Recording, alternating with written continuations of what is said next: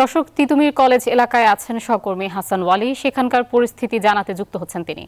ওয়ালি, এলাকাটিতে এখন পরিস্থিতি কেমন দেখছেন এবং শিক্ষার্থীরা অবস্থান নিয়েছেন কিনা?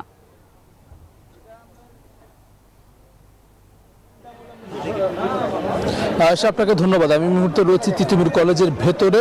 শিক্ষার্থীরা কিন্তু আজকে একেবারে কলেজের ভেতরেই কিন্তু আসলে তারা অবস্থান করছেন এবং তাদের আজকে ক্লোজ ডাউন কর্মসূচি সেটি চলছে, অর্থাৎ সব ধরনের ক্লাস পরীক্ষা সেটি তারা বর্জন করেছেন। গতকালকে যেমন তারা সংবাদ সম্মেলন করে জানিয়েছিলেন আজকে ক্লোজ ডাউন কর্মসূচি থাকবে। একই সঙ্গে কিন্তু আমরা জানতে পেরেছিলাম 11টা থেকে বিকেল 4টা পর্যন্ত তাদের এক ধরনের অবরোধের কর্মসূচি ছিল শিক্ষার্থীদের পক্ষ থেকে, কিন্তু সেটি কিন্তু তারা প্রত্যাহার করে নিয়েছেন। অর্থাৎ তারা বলছেন গতকালকে তাদের একটি প্রতিনিধি দল মন্ত্রণালয়ে সাক্ষাৎ করেছেন কর্মকর্তাদের সঙ্গে এবং তাদের তরফ থেকে তারা আশ্বাস পেয়েছেন এবং তারা 3 দিনের একটি সময় আশ্বাস পেয়েছেন। তারা সেই সময়ের মধ্যে আসলে একটি কমিটি গঠন করার কথা রয়েছে, তার উপর আস্থা রেখে তারা যে অবরোধ কর্মসূচি সেটি প্রত্যাহার করেছেন এবং এই তিতুমির কলেজের মধ্যেই তাদের যে ক্লোজ ডাউন কর্মসূচি সেটি পালন করছেন।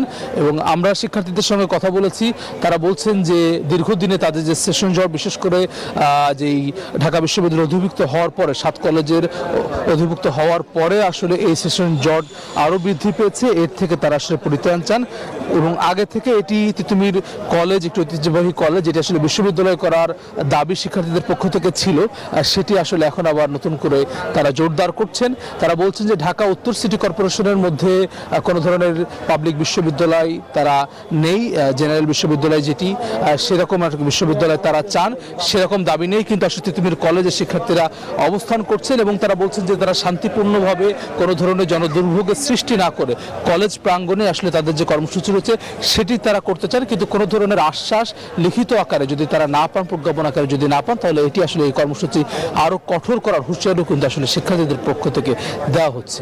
আয়েশা।